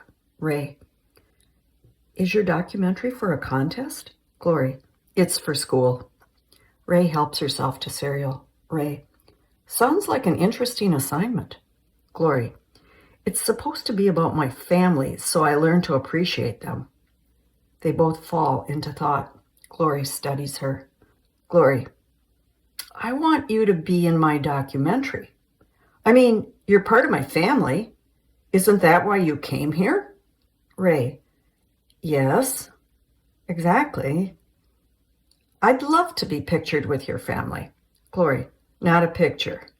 I want to ask you questions and record it. Ray eats slowly. Ray, what kind of questions? Glory, about how you could give Mom away, how it feels to find out about William and me. Ray, that sounds like a good interview. I'll do it. Glory, serious? Ray, set it up. Glory is charged. Ray, nervous. Glory, this'll be awesome. Interior penthouse suite, New York, morning. George and Adele sit at the window enjoying the view, coffee in hand. Pauline arranges baked goods on a plate. Adele to George, thanks for buying treats. Are you checking up on me? George, no. I stopped in to show you I'm doing fine. Adele chuckles. Sorry, George, I wasn't worried about you. George, good. Worry is a waste of time. Adele, then I've wasted the better part of a morning. Pauline, no phone call from Ray last 2 nights. George, really? She must have run into another story. Adele, you haven't heard from her either. George slips into thought. George, must be a pretty good story. Interior LaRue house, kitchen, morning. Blinding sun streams through a window onto a cluttered counter. The last inch of coffee in the coffee pot is poured into a mug. Living room. Ray lies sound asleep on the couch, nestled under a mound of blankets in the darkened room. Curtains are yanked open. Sunlight pours onto her. Glory off screen. Ray, wake up. Glory shakes her shoulder. Glory, get up. The clock's ticking. Ray squints through the glare of light up at Glory's eager face as she tries to force open her eyes. Ray, what's going on? Glory presents the mug of coffee. Glory, coffee. Ray, is there a problem? Glory, black. Ray reaches for the mug as she grasps the situation. Ray, yeah. Glory, it's all set up. I'm going to ask you about your whole life. Of course about Mom, but everything else, and you'll be honest. She eyeballs Ray. Ray, absolutely. Ray sips the coffee, shudders at the taste. Glory, we'll finish it up tonight at the dinner table. William will ruin it like usual, but that's okay. I'll edit it out. Glory secures the camcorder on the tripod. Glory, come on, bottoms up. We've got a lot to do. Ray, shouldn't you be in school? Glory, took a sick day. I'm managing my asthma. Ray, and your mother knows about this? Glory ponders the best approach. Glory, part of it. Ray, the part where you're not really sick? Glory, it'll all work out. Ray, yeah, but fill me in. Glory, I'll make this documentary a surprise Christmas present for her. She'll overlook the hooky. Ray, I thought it was a school assignment. Glory, it can be both. Ray, you're pretty smooth. Glory beams at the compliment. Through the camera lens, black to fuzzy to focused, Ray on the couch, put together, ready to roll. Glory off screen. Don't look at the camera. I want it natural. It's high def. Ray, natural it is. Glory hurries from the camera to the couch next to Ray. Glory, and action. Ray stifles a smile. Glory, How old were you when you gave birth to Catherine Lang? Ray, I was 18, 2 years older than you. This hits, Glory. Glory, really? Ray, I was a senior in high school at a Catholic boarding school in Crooked River. Glory, a boarding school. That sounds terrible. Ray, I loved it. Glory, we are not related. Ray chuckles. Glory, so you were at the school when Mom was born? Ray, no, I went to my Grandma Till's in Park Rapids. That's where your mother was born. Glory, Park Rapids is like 50 miles from here. The look on your face when you see it, the memories. Glory jumps up and turns off the camcorder. Glory, get your car keys, road trip. Ray doesn't move. Glory takes her by the hand and pulls her off the couch. Glory, come on, we only have 6 hours. Ray, we should tell your mother. Glory, what part of surprise don't you get? Ray, but if something were to happen, Glory, she'll love the video. You've got to trust me on this. Glory hands Ray her purse. Interior Ray's car, day. Ray drives, wearing sunglasses to shade the blinding glare off the new snowfall. Next to her, Glory scribbles notes in a notebook. Glory, the hospital should be the first shoot.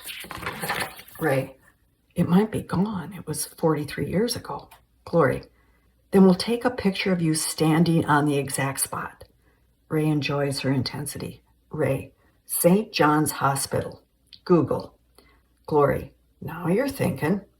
Glory reaches for her cell phone. Exterior, St. John's Hospital, day. A sprawling modern building and a parking lot occupies most of a city block. Ray's car approaches the emergency drop-off drive. A sign reads St. Joseph's Hospital. Interior, Ray's car, same.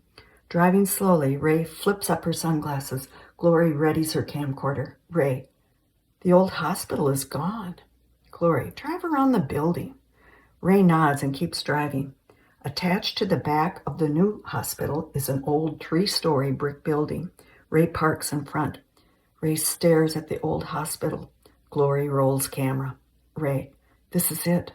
This is where she was born.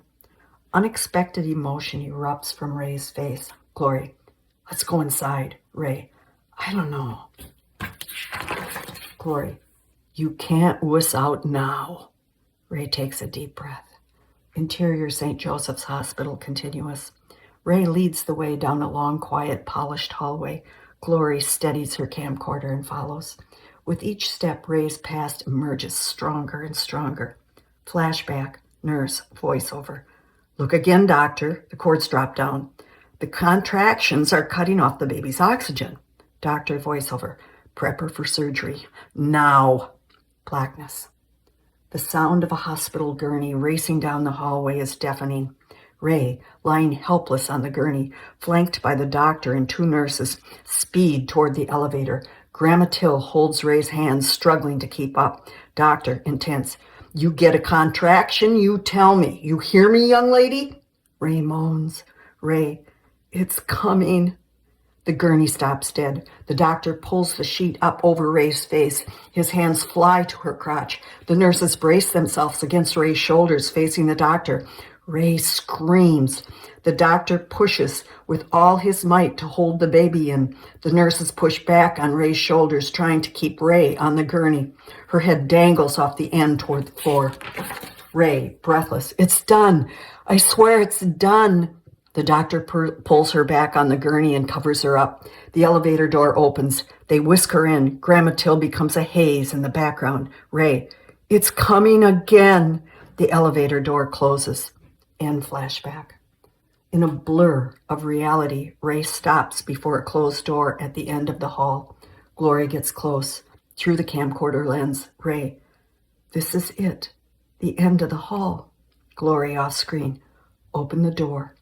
Ray reaches but stops. Glory off screen. You can do it. Ray reluctantly opens the door. It's a storage closet. She walks in, followed by Glory. Glory off screen. Mom was born in a closet? Ray, no, it had a bed. Ray stands against the wall. She puts her arms out. Ray, right here. And out the window there was a fountain. Glory goes to the window. Glory off screen. It's a parking lot now. Ray scans the supplies on the shelf. She closes her eyes. Flashback. 18-year-old Ray sits on a bed holding Mary Lou. A nurse removes the baby from Ray's arms. Ray picks up a pen and with a shaking hand signs surrender papers. Mary Lou cries. End flashback. Ray holds her arms close to her body as if she's still holding her baby. Ray. She deserved a mother and a father. Glory turns from the window, the camera on Ray. Tears pour down Ray's face. The focus blurs as the camcorder falls toward the floor. Glory off screen. Are you all right? Interior cafe, day. Glory and Ray sit at a table eating lunch. The camcorder is plugged in, charging. Glory studies the old picture of the Jorgensen Texaco propped against Ray's laptop. Ray. After Grandpa died, Grandma Till and I ran the station even when I was pregnant. Glory. That sounds kind of fun. Ray. She was my rock. Glory. It's good you weren't alone. Ray. When I'd get scared, Till would hold my hand and say, everything's going to be fine. You wait and see. Glory. I wouldn't have left Till. Ray. There were big plans for college. I was a good writer. Glory. You wanted to please your parents. Ray. Very much so. Glory. What did they do when they heard about Mom? Ray ponders the truth. Ray. I didn't tell them. Glory. You were afraid they'd be disappointed in you. Ray. Maybe. It just was easier. Eyeballs Glory. That's when I learned to lie. Glory soaks this in. Glory. Sometimes it's not a lie. Sometimes you just don't want to talk about it. Interior Ray's car, same day. Ray and Glory drive in silence. The sun low in the sky. It's peaceful. Glory. I think you did the right thing. Ray holds back emotion. Glory. Mom had pretty good parents, even though Grandma Lang was way too strict. She'd sing to us really good, and Grandpa was sweet. Ray gives her a bittersweet nod. Emotion stings her nose. Glory. I made you sad. Ray. I missed out on so much. Glory. You've got William and me. Ray reaches over to Glory. They grasp hands. Ray. You need to tell your mom what we did today. Glory. Yeah, maybe when she sees the film. Ray. I was thinking tonight. Glory ponders the moment of truth. Glory. She might be kind of hurt that you shared this with me first. Ray. I thought of that. That's why you've got to tell her. Glory. It might ruin your last night. Ray. I'll risk it. Glory's silence is her statement. Ray. We've got to tell her. Glory. Okay. At dinner, with the camera running, she might not yell at me. Ray lets go of Glory's hand. Interior LaRue house, dining room night. The family, including Ray, eats dinner. The camcorder on the tripod records. Chinese to-go boxes litter the table. Ray nimbly eats with chopsticks. William intently tries to copy her. William to Ray. Do you know J-Mac? He lives in New York. She's stumped. William. Jason McElwain. He shot 6 3-pointers in the last 4 minutes of a basketball game. Ray. I plead ignorance. William. How about Robbie Knievel? Ray. Evilson? William. Evil? John to William. I think we've established that you and Ray run in different circles. Ray. I don't mind. William. Did you know Hitler? Ray chokes a little. Ray. He was a little before my time. John. Okay, William. We're done with that. William returns to his chopsticks. Catherine. Ray, thanks for buying dinner. It's delicious. Ray. It's the least I could do. I appreciate the overnights. Catherine. It must be from a new place in town. We've never had it. Glory squirms in her chair. Glory. Ray and I picked it up on the way back from Park Rapids. Catherine shifts her attention to Ray, then back to Glory. Catherine. Glory, you know the rules about staying home sick. William. In bed with no TV. John. Why Park Rapids? They all look to Ray, waiting for words. Glory. It was my idea. Ray wanted to ask permission, and I caved. Glory, desperate. There was a gas station that Grandma Till used to own, and the hospital where you were born is still there. We saw the room. It's a closet now, but Ray remembered it, and I got it all with the camera. The room falls quiet. Catherine. Sounds like Glory got the grand tour. Glory. For you, Mom. I did it for you. Catherine's face twitches with emotion. With a slow, controlled move, she pushes her meal away, gets up and leaves. William to Ray. Glory's in trouble. Interior LaRue living room night. A suitcase is splayed open on the couch. Ray tosses in clothes. John clears his throat. Startled, she turns to him. John. Never pegged you for one to cut and run. Ray. Sorry I've been so disruptive. John. You're talking like it's all over. Ray. Not quite sure what more damage I can do. John. Kath gets like that when she's hurt, not when she's mad. Ray. Seems to be a fine line. John. So you're throwing in the towel. Defeated, Ray sinks onto the couch. Ray. I don't have a towel to throw. He sits next to her. John. You've got the advantage. She doesn't know what she wants. You do. Ray. Not sure that's the answer here. John. It's your game. You've got the ball. Ray. What ball? Ray leans in for clarity. John. You've got a buzzer beater. Ray. A buzzer beater? John. It's fourth quarter. You're down 2 points. Seconds left. You get a bounce pass at half court and control the ball. You've never made a basket from outside the 3-point line, and now, if you make a basket, you win. So you aim and shoot. Ray. Do I make it? John. Yeah. Right before the buzzer. Ray. And if I miss? John. Just take the shot. Hallway. Ray stands outside Catherine and John's bedroom, poised to knock. She listens, then taps lightly. Bedroom. Catherine, with a raw red nose, sits in bed, holding a photo book. Family pictures strewn around her. A pile of used tissues mound on the bedside table. Ray, off screen. Catherine? I'm on my knees. Catherine blinks back tears. Ray, off screen. You know we have to have this conversation. Catherine. Open the door, Ray.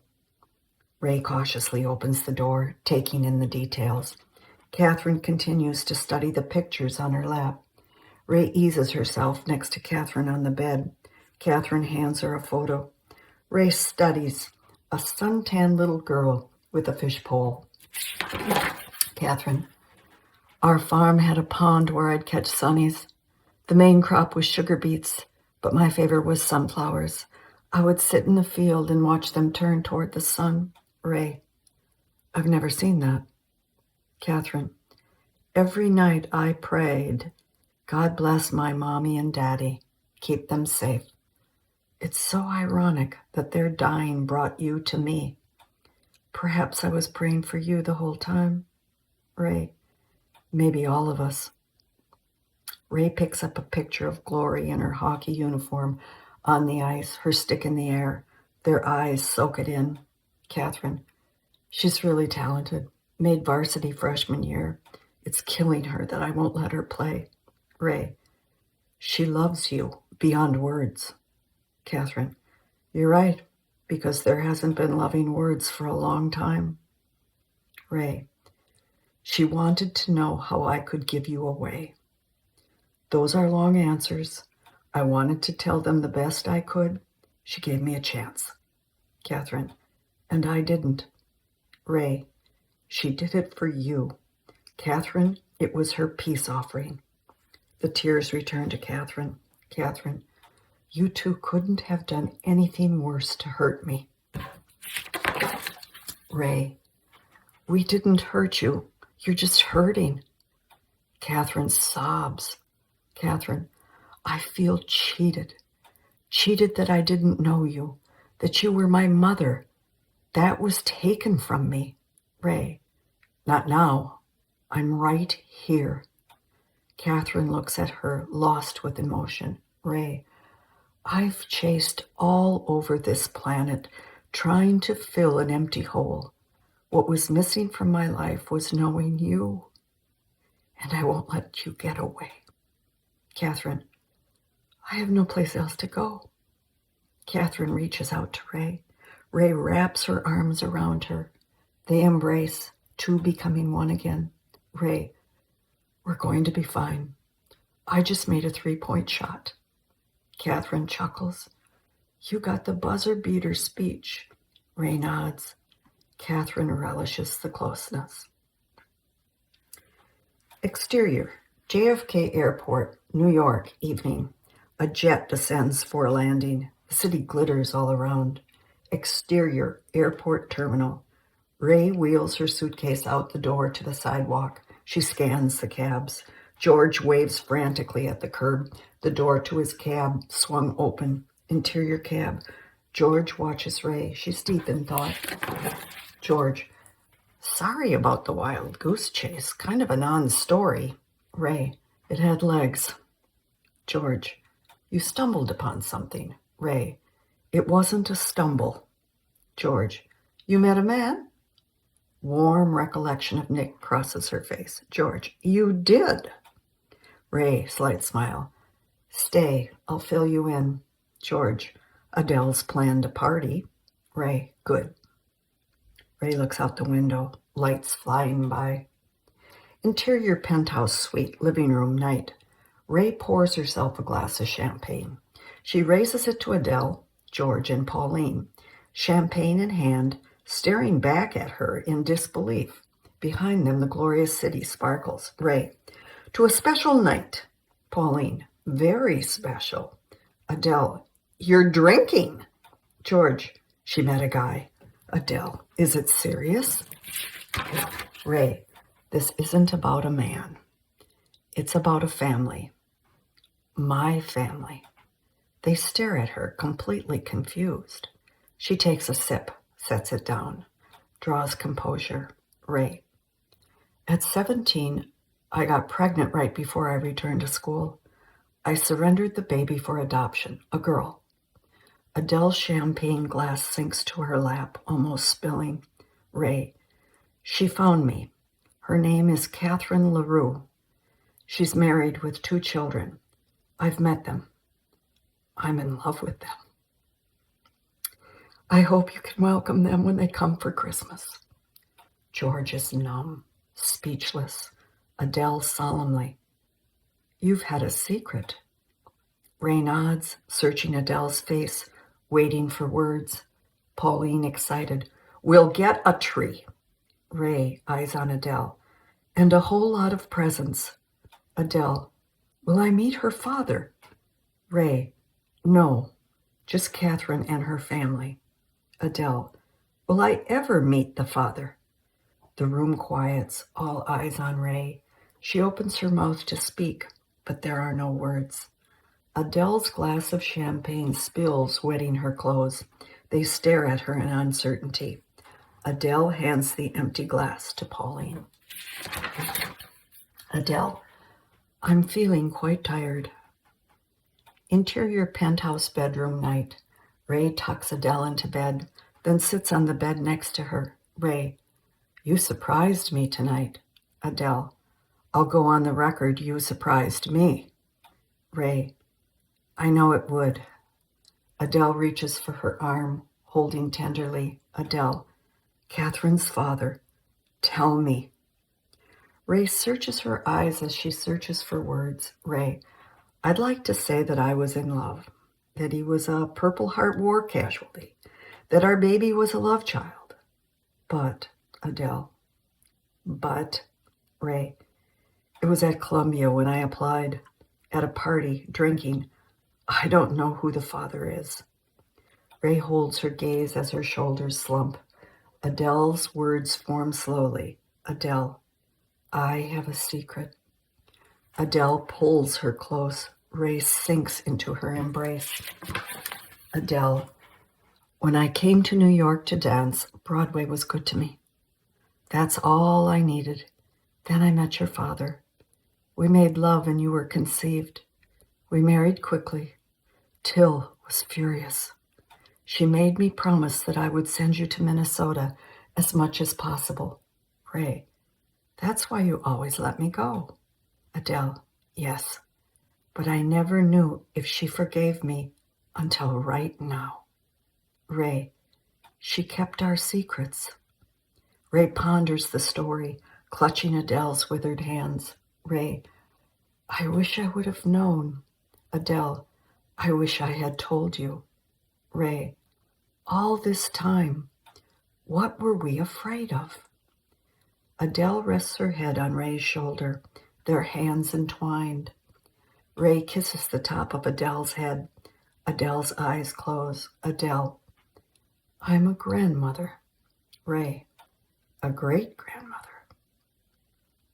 Interior penthouse suite day. A magnificent Christmas tree laden with presents dominates the room. Gloria adjusts the camcorder on the tripod. She looks through the lens. Through the lens view, Ray, Adele, Catherine, John, William, Pauline, and George cluster comfortably together on couches. They play for the camera. Glory, off screen.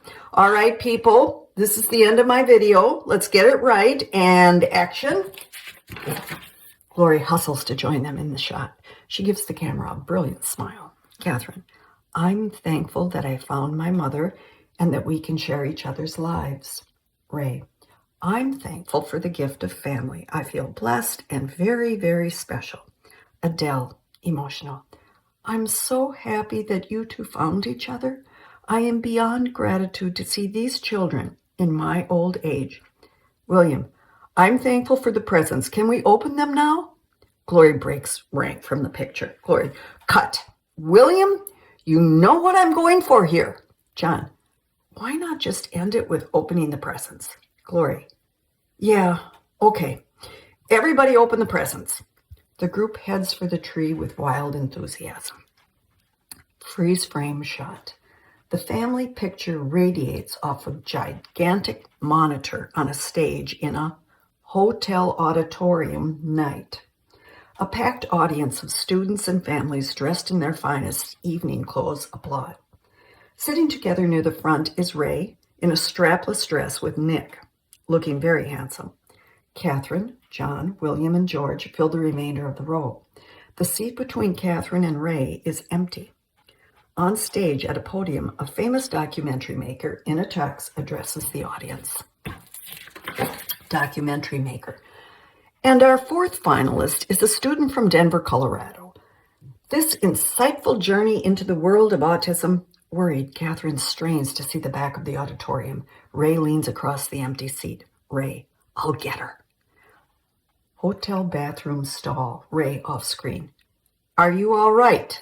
Glory, wearing a beautiful dress, stands over the toilet face down. Glory, I think I'm gonna be sick. Ray off screen. Take a deep breath. Glory inhales deeply. Ray off screen. You're nervous. Glory opens the stall door. Ray, and pale. Ray drags her to the sink, digs in her purse for lipstick. Glory, what if I win? All those people. I can't do it. Ray dabs her cheeks with lipstick and rubs it in. Ray, you made all those goals in front of crowds of people. Glory, I didn't have to talk. Ray, just say thank you. Glory, but what if I open my mouth and nothing comes out? Ray, 2 words. Thank you. Ray hands her the lipstick. Glory lifts it to her lips, but just stares at her reflection in the mirror. Ray, hurry. Hotel auditorium. On stage, the documentary maker addresses the audience. Documentary maker. And now it is time to present the Junior Oscar for Best Student Documentary. Anxiously, Catherine and John visually search the room, the 2 empty seats screaming at them. The documentary maker wrestles with the envelope. William waves a $5 bill in front of George. George nods with a knowing smile. Documentary maker. And the winner is Glory LaRue, for In the Name of the Mother. The still picture of the family at Christmas appears on the screen behind him. The audience applauds. Glory is cemented to her chair. Catherine and John exchange bewildered looks. Catherine, I'll go up. Catherine hesitantly makes her way to the aisle, eyes on the stage. Ray grabs her arms. Catherine stops. Glory stands like a zombie staring at the stage. Ray gives her a push. One cautious foot in front of the other, Glory makes her way to the podium. Catherine and John watch, filled with pride, tears in their eyes. Ray clutches Nick, nervous for Glory. George holds his palm out to William. William graces it with a $5 bill. George tucks it away. Glory humbly takes the small statue. She's scared. She swallows. She breathes. She looks out into the audience like a deer in headlights. Catherine motions for her to speak. Ray mouths, "Thank you." Glory, "Thank you." The audience is all eyes and ears. Glory, "For thinking I did a good job. I want to dedicate this to my great-grandma Adele, who passed away before she could see the film. Well, I guess she did see it, but not here." The family hangs on every word.